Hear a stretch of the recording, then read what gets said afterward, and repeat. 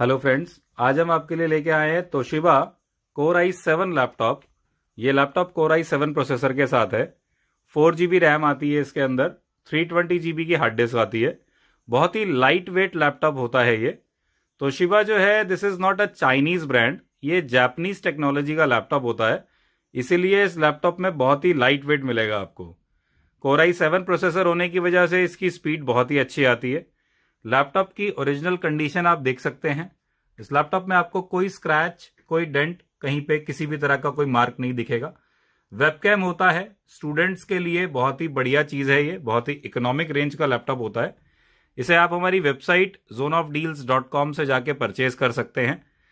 इस लैपटॉप के अंदर आपको ई साटा पोर्ट, यूएसबी पोर्ट्स और HDMI पोर्ट, ये सब कुछ मिलता है इनबिल्ट।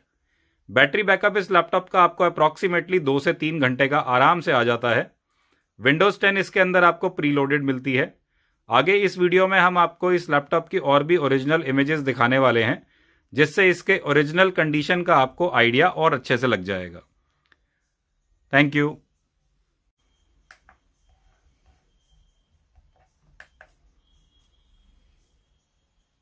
एक